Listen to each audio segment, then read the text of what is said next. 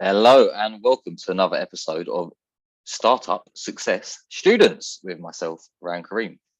In these podcasts, you always learn about a personal story from someone who has navigated business and personal life. And that's exactly what we try to do in these podcasts, is try to find that point in time where personal life has helped us with our business life. So this podcast is indeed for ambitious people that want a bit more from life. And don't quite yet know how to achieve it. And what we're hoping is, by listening to other people, by hearing stories of other ambitious, successful people, we'll be able to learn something for ourselves, and that might help us unlock a few of the obstacles that no doubt we all have around us at this moment in time. So today we've got David Blagden with us from Intelligent Advisor. He's got amazing experience working with huge corporates, and he took the very brave leap while I believe having a mortgage and kids to leave that corporate job and start his own business, which he's now flying with. So we're going to hear lots about David's secrets to success, how he's gone through such a crazy change as well. And we're also just going to listen to his personal life and his business life and try and see where the two have interceded to help him overall holistically with his experience of life. So in 2 seconds, let's get David involved. All right, so David Blagden is with us from Intelligent Actions. I got that. I think I might have got that wrong. I think I might have called you the Intelligent Advertiser. I think that is because I've been sold to non-stop by the Intelligent Advertiser on Facebook and Instagram. They seem to have gotten a hold of me. But anyway, how are you doing today, David? Fine, thanks. Great, mate. Love that background. Yeah. Is it homebrew? Did you do it yourselves? Absolutely. But the key in those two crucial letters, the A and the L, but more perhaps later. All right, cool. Yeah, there we go. I can see actually, yeah, you've made them red. Yeah, we will get into that a little bit later. Mate, listen, I know we've had a quick chat once before. We heard a little bit about each other's businesses and what we have done and what we intend to do. And I guess it was just interesting to capture your story, really. And I know from people that have worked in huge corporates that have then set up their own businesses, that's just such a huge change, right? And I also know from people that go through that change, you have to have a big reason for this, right? You have to have a big motivational driving force for wanting to do that. Because I guess, particularly because we're always interested on this podcast where personal life meets business life, I'm just interested in now, this notion of success, like why is success important to you? Why is success important? I've got to the point now where it's actually, I want to do what I want to do. And I've got a vision. And it's nice to, having left the corporate life, to actually build something from the ground up. We started with a piece of paper about 2.5 years ago with an idea and a concept. And took us 2 years to get the software right, and now we're on a campaign. All right, cool. We'll get into this later. We'll hear about how you built the product out. You guide me with your questions, but yeah, cool. I'm on a mission. That's the important thing. Tell us about this mission and the vision. You mentioned there that you're a man on a mission with a vision. Tell us a little bit about that. Well, if you've worked in corporate life, you realise there's such things as workflows. I put it differently. If you do something once, it's a project. If you do it more than once, then it's a business process. You've got to have a process. And then if it's a business process, then it can be made a workflow. So what is a workflow? But workflow is a guided business process where people, now in big companies, they have all this technology to do it. But it's been expensive. I mean, you can go to SAP and you can pay £1.5 million. But what we've done is we've devised a technology that's ready for the small, medium-sized marketplace, the under 300 employees type business. Okay. And I put it in perspective, and the mission really is, there are about 8,000, talking the UK only, there's about 8,000 enterprises, and about, according to Gartner, 20% of them use workflows. There's 5.2 million companies with under 300 employees in the UK. Wow. I want to get to all of them, one workflow at a time. And where did your obsession with workflows begin? You know, do you remember the first time where you sort of realized that, wow? It's all about it's all my life, and I've had this is my third startup. Most success from startups doesn't come from good ideas. I've got a great friend who's a millionaire, multi-millionaire now, and he's got a drawer, and every week he'd put in his drawer any idea that he had. And just put them in there, because you get so many ideas. The solution isn't the idea, it's in the execution. It's how you actually get there. And he said once a month he'd pull a few out and have a look. And he eventually got an idea that worked. And I sort of copied him in a way, because it's great if you've got an idea, but if you can't execute it and you can't take it to marketplace, it isn't an idea. And so many people start off doing stuff they want to do, but they haven't worked out how they take it to market. I remember meeting a guy once. He was on his third startup. Both of them had been sold for above 50 million. And I said, well, one, when you got your first 50 million, why did you do the second one? He said, because it's fun.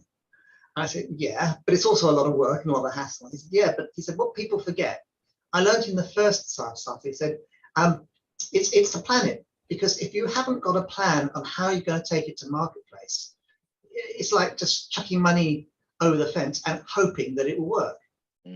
So you've got to work out all the elements are fairly simple. What does the customer want? And what have you got that the customer will buy from you? Why should they buy it from you? And then how do you get it there?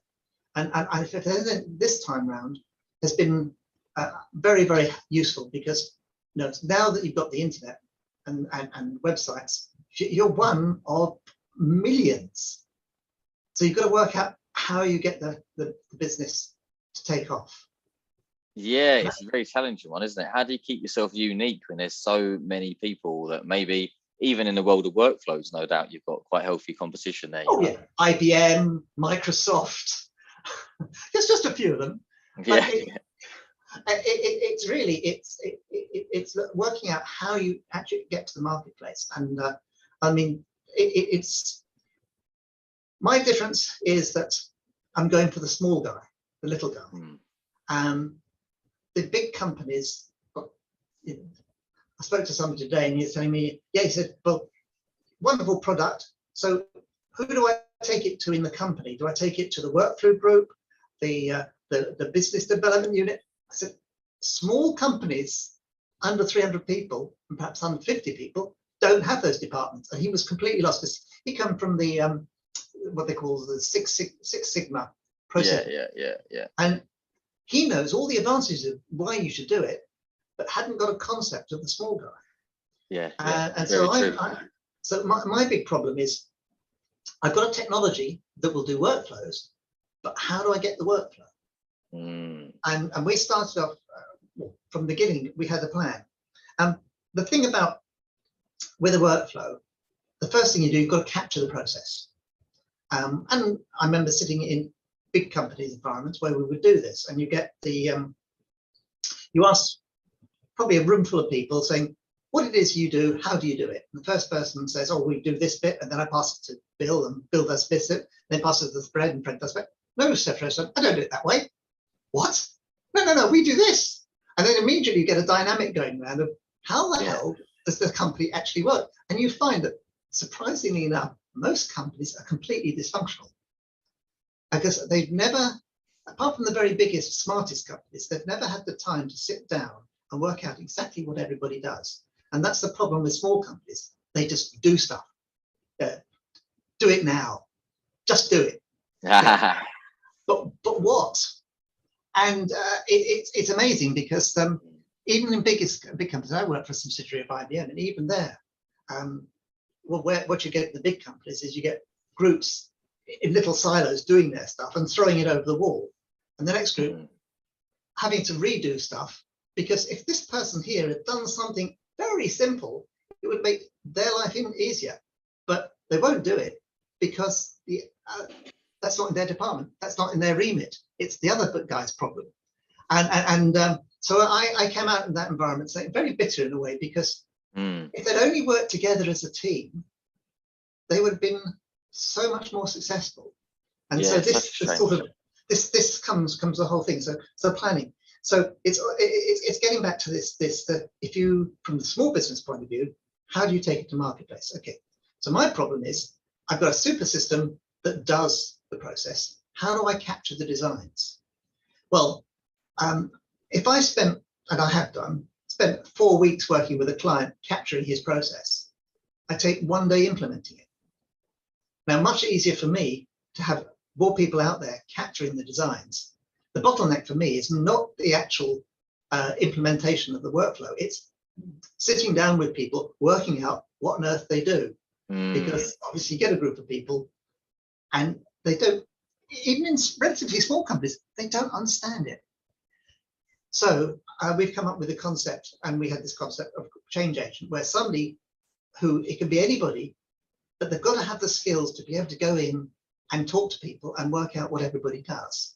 And it's, as I said, the scenario, you talk to one person, they do this, the whole room of them, they completely disagree with what they're actually doing. So, and this has been very successful. In the last 2 weeks, I've recruited 7 change agents. Well so done. they will spend probably 4 weeks working with their clients, and I'll spend 7 days implementing the systems. So it sounds to me then you've managed to get a business, leave a massive company or a subsidiary of a massive company, start something for yourself, which is interesting because, you know, there is an element of how would you know anything about smaller companies if you had never really been a part of a small company like that? And so there's no doubt a bit of learning you've had to do along the way. But it sounds as if you've now learned enough to be able to at least learn how to turn that tap of potential clients into your door. And then you've realized that your bottleneck is actually, as you said, it's not the implementation, it's the design. So now you've got a steady flow of people, of clients coming to your door.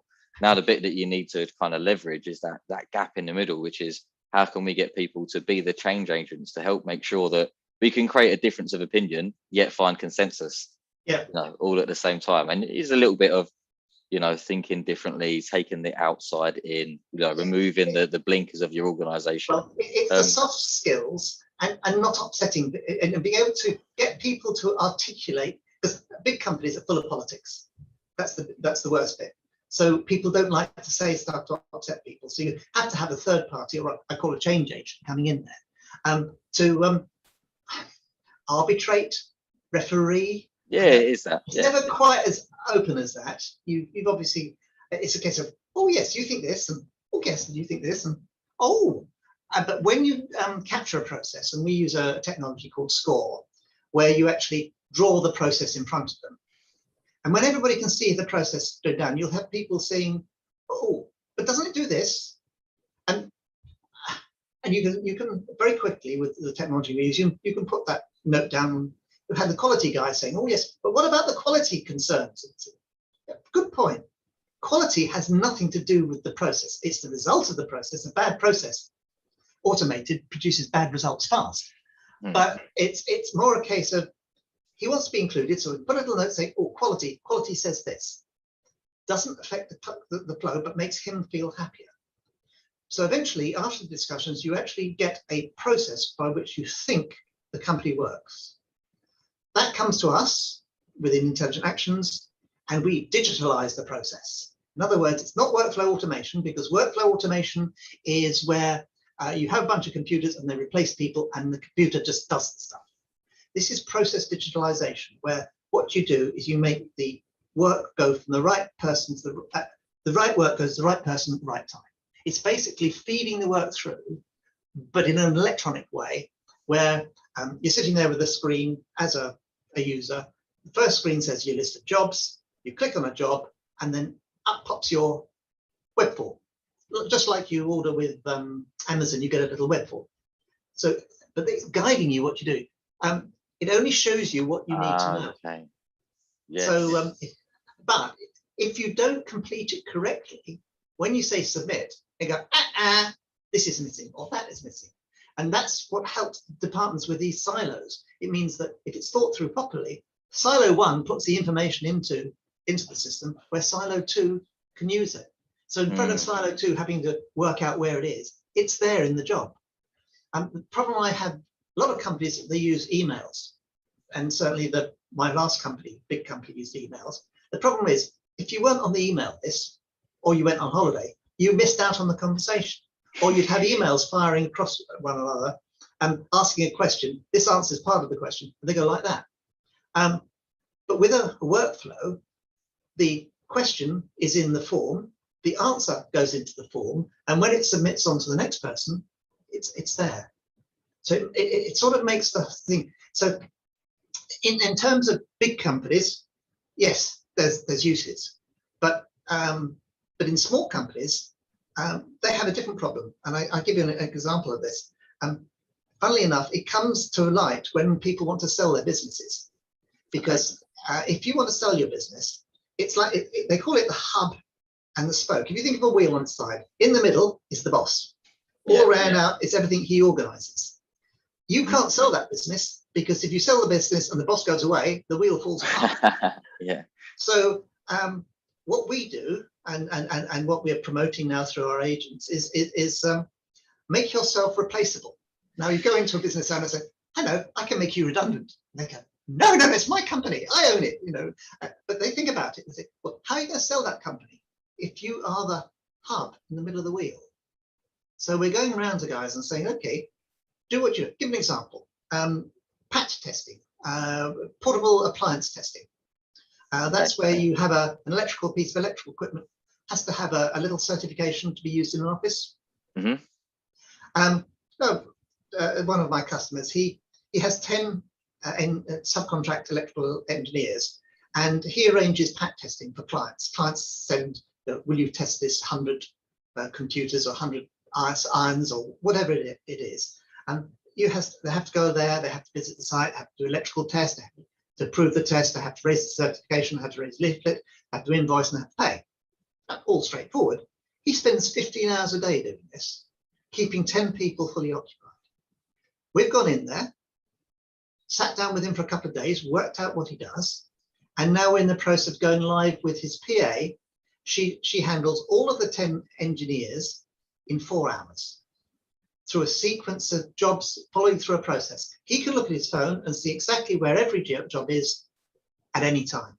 Yeah, it's taken those big nightmares where they've started a business, or they've been hired into a business, they've been able to get themselves, get the business to a level where the activity is like really greater than one person, but they don't know any other way, and they don't feel like they can stop for a moment to try and think of a new system, even if they had the answer in their head. So that having someone just knock on the door and say, hey, listen, that big problem that you've always wanted to solve that you've never had time to solve, give us 5 days. It's pretty attractive offer, isn't it? So one thing I was very curious about is these lessons that you've learned, right? Because I know from my own experiences, especially B2B and B2C, it's just as hard, really. They're all difficult. It's about knowing how to craft your message. Like, you can answer those questions you mentioned earlier, like who's your customer and all those other great questions, but really it's about how you articulate it and whether that messaging resonates with your audience. And that takes a lot of testing, it takes a lot of learning, it takes a lot of experimentation. So maybe you can tell us, you sound like a guy who likes experimentation and science and improvement. Yeah, I'm engineer by background. Give away. Yeah.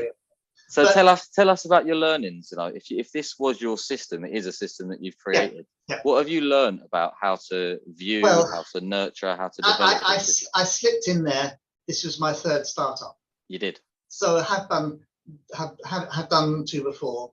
The first one had great idea, great technical idea, but I hadn't got the marketing side. I hadn't done the planning. I go back to this guy who's on his, I think he called his business S3 because it's his third startup. It's a US company, probably. Anyway, going back to what he said. He said in his first business, he said, I did it, I loved it, I learned an awful lot about it, and I'd never do it that way again. The second business, he had the first 3 years planned out. How he was going to do it, what he was going to do it.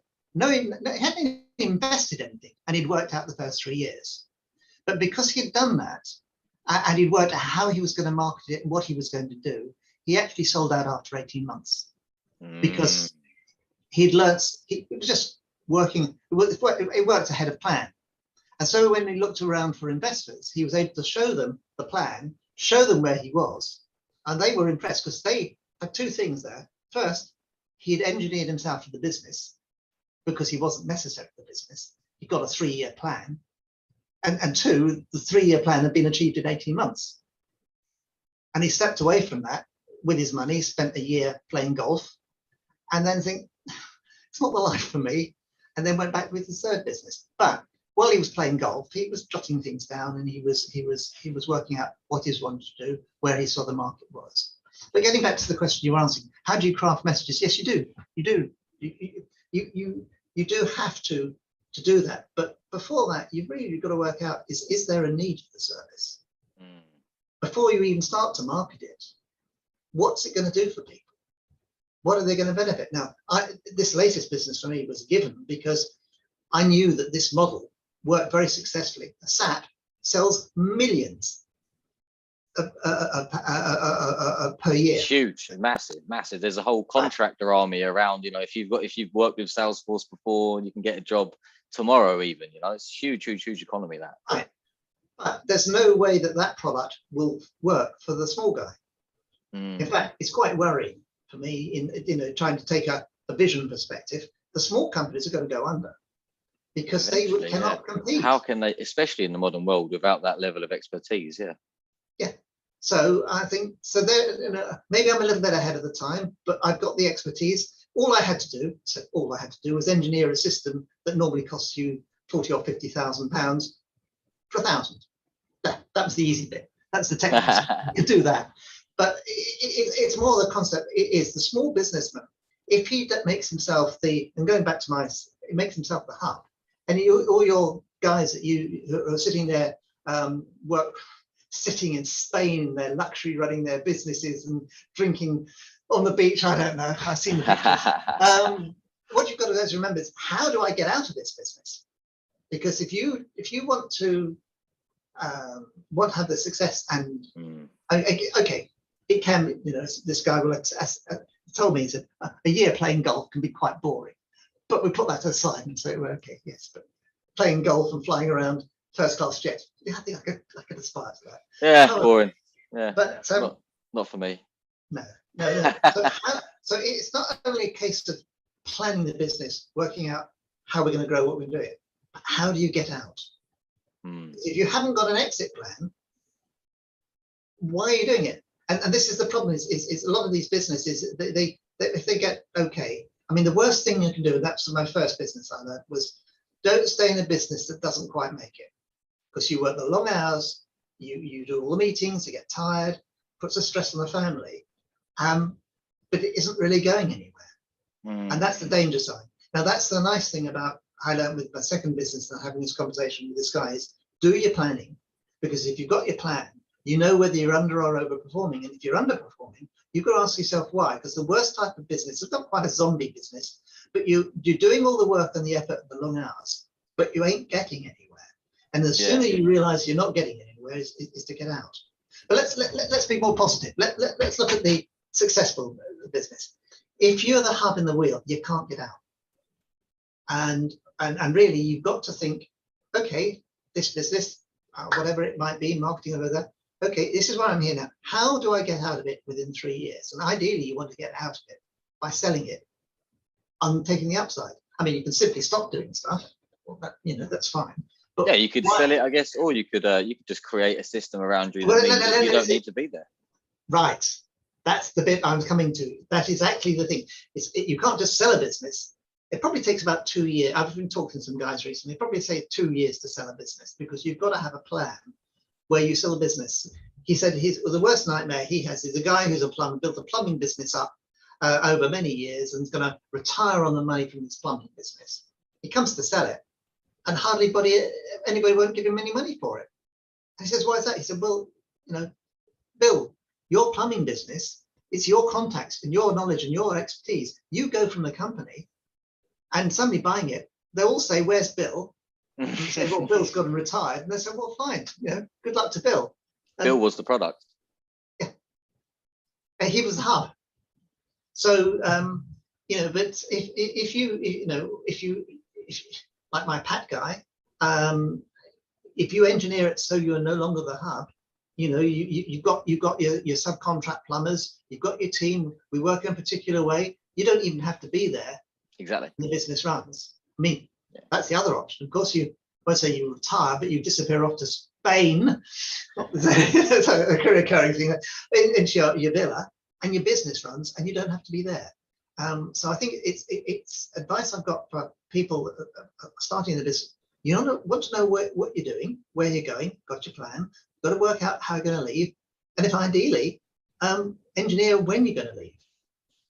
Because if you've got your plan for your business, then you're going somewhere. As I say, the worst thing it can be, and I've been there with my first one, was you work long hours and it's not quite getting there, and then you get under the pressure of why isn't it working, whatever. That's the danger, because as soon as you feel that entrapped in that way, your creative juices just completely dry up, right? The river's now dry. You're in straight delivery mode. Yeah, and you can't even be open to what you're learning when you're in that mode, So I think that's an alarm bell for me straight away, isn't it? If anyone who's listening or watching is finding himself in that situation, take some time, have a pause, and get your creative juices back. And maybe that does mean making a new choice about your life or how you're living, but it might also just mean some time off. Well, and there are people out there, and today's the internet now is fantastic. You can meet so many different people and chat with them, but get yourself a mentor if you can, who and you get some advice, because if you've got, some of these, it's a difficult one, because there's an awful lot of people out there that, as an independent businessman, will tell you how to run your business. And I'm pretty much guilty of that, because I want to recruit these guys that help companies organize their businesses, because I want them to not only organize it, but with my technology, implement a solution. It's the old adage is that I was told many years ago was, how do you define a consultant? You know what a consultant is? Yeah. Somebody wants to ask. No, he's somebody who wants to borrow your watch, then gets your watch and tells you the time. There's a lot of consultants out there, and this has been a problem for many years, particularly in big business. They bring in a consultant, and the consultant goes around and asks everybody what they do, how they do it, whatever, collates all the information, and goes back to the senior management and tells them what the people in his company actually already know. And it's a particularly astute type of chief executive officer who actually realizes that, because most of them are, certainly in removed from the detail, and just having a detail is useful for them normally, isn't it? Yeah, I know. But so if they've known their company, they would have employed the consultant in the first place. It's true. So if it's a small company, you'd think, maybe you should be a bit closer to things. If it's a larger company, you think maybe you should have a more effective flow of information up and down your hierarchy. But so a lot of passion and excitement there from you when you're talking about workflows. And I think for some people that exactly, it would seem a little bit strange to some people, that workflows has got, but I can see there's definitely a business lights you up as well. Like, there's just a notion that you can take something to market and get that feedback. So you've got the mind of an engineer as well. So, I'm just curious again, what's where did all this begin? Where did your fascination with systems or workflows, or where did this start? I think the workflow thing is basically, I look for a business which automatically has a repeat. That's why I've never been taken by the things where you buy something and sell something, because you've got to now get another customer. The second and more successful of my enterprises was hiding codes in music. Okay. Now, it wouldn't get too technical here, but basically your ear has a certain speed at which it reacts to sound. Yeah. So if you put into it a very fast sound with a slow amplitude, your ear, and it hidden a slightly lower level in the music, your ear can't hear the low level, but hears the big sound. It's like subliminal messaging. Well, yes, except that physically your ear has a response constant that's slower than the speed at which this passes, because by the time your ear reacts to that sound, it's gone. So so if you have a big low, so what's the point of this? Well, the original point of it, when the company went spun out, was to going back quite a number of years, was to stop people copying music. And this is the early days when people started to put music on the internet. So it's like a watermark or a shed mark or something. It's like exactly that. It's a watermark. It was audio watermarking. That's exactly what we did. And we took it to the musical industry, and they refused to pay for it. And they turned around and said, "We like people copying music because when they use it, we sue them." Well, look what's happened to the music industry now. You know, they lost out completely to online music. Was that before your meeting in this context? Was before this big online? Oh yes, right. And this is 20 odd years ago, more than that. Wow. We were telling them that what's going to happen is that the internet's going to steal your lunch. No, that's not right. Of course it did. Yeah. It did. But we found a better use for the music. Very simply, Latin American radio stations would rebroadcast American stations, but they'd actually, so that you get a Spanish-speaking studio in America would have their material rebroadcasted across Latin America, and the deal was that they got the music and everything for free, but they had to allow certain amounts of the advertising to be the advertising paid for, submitted by the American systems. So the international brands would do the deal with the American companies on the understanding that their adverts would be rebroadcast in Latin America. So this is what was happening. However, it all fell apart because the chief of the I don't say it's the international brand of spirits, tequila, was listening to the radio station and broadcast in Mexico City, and on listening to the American station being rebroadcast locally in Mexico City, and they were playing the tequila adverts. Well, they play the adverts just as their adverts about to be played. It was cut out, and the local tequila brand was playing their music. Now this guy was furious because he was paying a shed load of money to get their advertising broadcast across. So what we did was that we worked with the American companies to put an audio watermark in the broadcast in the US. We had listening stations across South America, that we were paid for reporting the fact the adverts were being played. The day we went live, in Mexico City, of the 100 advert slots that were paid for in the US, none of them appeared in Mexico City. None of them. All hell broke out. Yeah. And they phoned the guys and oh no, it was a mistake, engineering mistake. No. Yeah, it was a one-off. Yeah. Next one, 30 of them went out. Whoa. At that stage, the Mexican radio station was going to be in real trouble because they were looking for listing on the American stock market, and the Americans told them, you get that listing, we'll sue the pants off you. Yeah. Day 3, 120 adverts went out, 120 were received. And I received nice little income from these monitoring stations for doing it. Quite a successful little business. And the nice thing was, it was the stickiness of the product. Because if they ever stopped paying me for the reporting, you know what's going to happen? Their adverts would stop coming through. So, of course, yeah, because that's the behavior that your solution helped to shift, isn't it? So if you remove does the behavior stay the same? They couldn't. So that's the secret of my business. They could not continue to pay me. So once I got the business, I got the business. That's very curious there. Let's talk some timelines, right? So from the moment you had that idea up until the point you were making money, how long was that process for you? Because I think we had the audio watermarking, and I was working we had the audio watermarking technology, and it had been developed specifically for preventing music being copied. Okay. So it's all developed. We had a prototype encoder developed in about 3 months. which basically Wow. plugged into the traffic feed within the radio station, compatible with all their standards. They plugged it in, it did it on the fly. So we now and so all of their music was being recorded.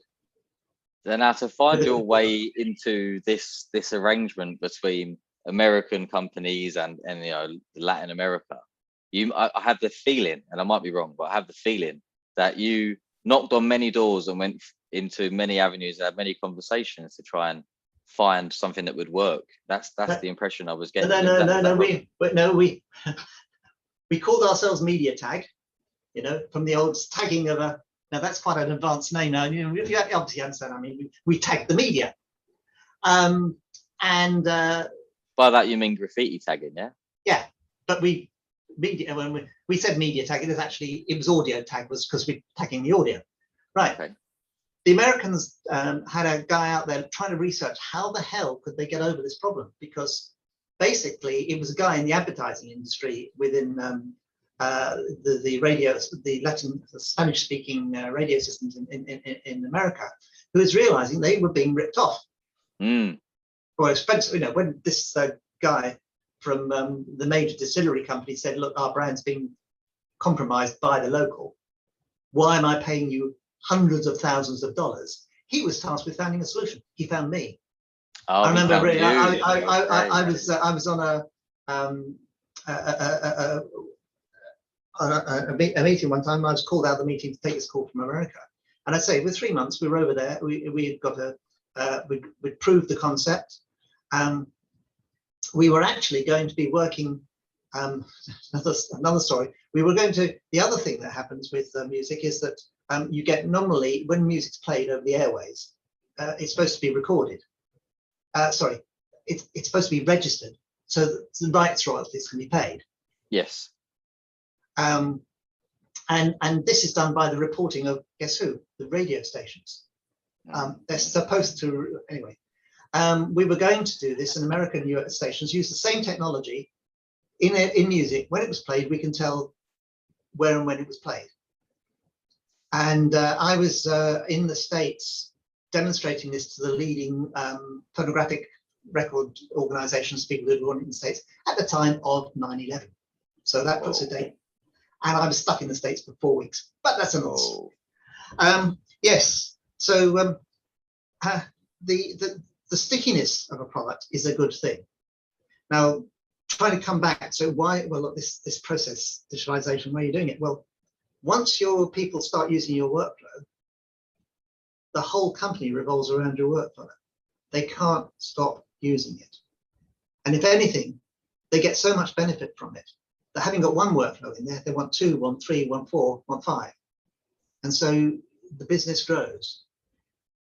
So more easy than before, yeah. When I look for a business, I want something that's got the repeatability built into it, because otherwise you're having to do with my first business, I have to do the same work to win a customer time and time and time. Yeah, you can do that, and you can make a successful business of it. McDonald's do it all the time. But if you can find something that has the stickiness, one, it's a lot easier to get investment. And B, it's a business for longer term. Find the stickiness. That's what I'm getting so far. Do your planning. Yeah, find the stickiness. Plan well, get sticky. There we go. And that might be a little pun onto little sticky notes, maybe. You know, plan and get sticky. They're also useful. Yeah, plan and get sticky. Yeah. Well, thanks for taking me down memory lane. No, that's all good. I love these kind of conversations personally. And I know from me, they're really, really useful. And I know from other people that I speak to that are in my position, starting businesses, you know, pushing past some of those internal barriers that you have. You know, I call it the curse of the creator. You have an idea, you can see there's a need, you try and take it to market, you have a little go, you learn, you adapt. It's so important.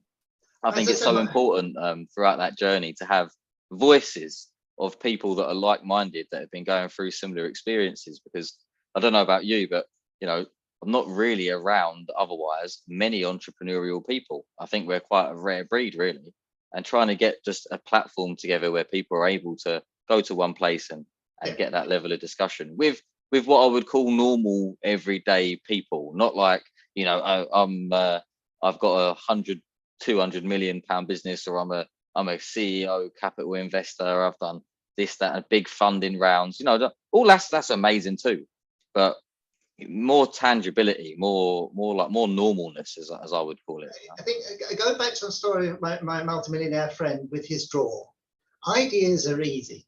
You get a lot. I mean, he said he comes up with 5, 6. I still think he's already made his fortune, but he still comes up with his ideas and still sticks them in the drawer. It's finding the one that you don't start off necessarily business with the first idea you have. I mean, it might be the first, best, only idea you ever have, and that's the one to go for. But it's got to pass the stickiness test. It's got to pass the planning test.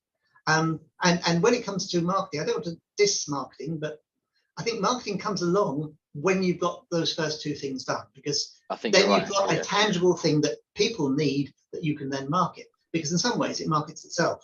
If you can come and say to somebody, I can make your business easier to manage, more efficient and profitable, why wouldn't you want that? And if you've got a business that says, look, you're essentially your business, you'll never sell it unless you engineer yourself out of it. How about engineering yourself out of it? Why wouldn't you? You've got quite a clear target then as well, haven't you? You know, it's between 50 and 300 people. You're looking for the types of businesses that have workflows. You know, you're looking for the owner that's got more to do than they've got time, and you're also looking for an owner that would like to sell eventually, or has at least thought about it. You know? If only that was this. Workflows work with any industry, because they always say marketing, pick your segment, focus on it. I can work with any industry, any process, and it's like, wow. But you've got a very clear problem that you solve, and in a way that is your customer. You know, it doesn't matter the industry. That's not the differentiating factor. That's not the thing that gives you your focus. What gives you your focus is the fact that A, you want to sell your business one day. B, you've got far too much on your plate right now and you don't know how to streamline it and make it more effective. And we're the guys that can make that really sticky for you. And thirdly, if you if you're looking to get out of that business at any point in time, even just a conversation with you, it's just a passing conversation with you is probably going to help them start to think about the future in that way, you know, or maybe even listening to this episode, isn't it? Who knows? Can I put my promo in now? You can, of course. Right. Okay. What I want to do is if I said to anyone listening to this how they can help me, it's obviously to get the word out. Specifically, I'm looking for change agents. These are the people who can go out and capture these processes. People who mentor small businesses, help them organize. I'll support them in creating a new business. This is a new business because people are not going to the small guy at the moment. It's 5.2 million of them in the UK alone. So there's a lot of opportunity there. Secondly, business owners of guys who've started their own business who have an organizational and management overload. We can simplify that for them, you know, not necessarily they wanting to sell, they're not the hub and the spoke, but just in your how you do stuff. Yes, you can get packages which help you do stuff to the point of there's lots of like monday.com helps you organize. Yes, but that's not a proper system. And that works if you're a small company, but if you've got 5 or 10 or 20 people, and you'll soon find reasons why monday.com is a solution. And we can come along at a cheaper rate and so forth. And then the final thing is, if you've got some people out there who've got some ideas of something that's essentially a process, if they have a way of doing something that they think would be good, if you capture the process, we can actually create a prototype and a functioning prototype of it very rapidly. Because if you work out that my idea says, oh, I've got a special way of handling travel inquiries or something like that. If you can draw it on a piece of paper, we can implement it. Now, why do I mention this? Is that we white label.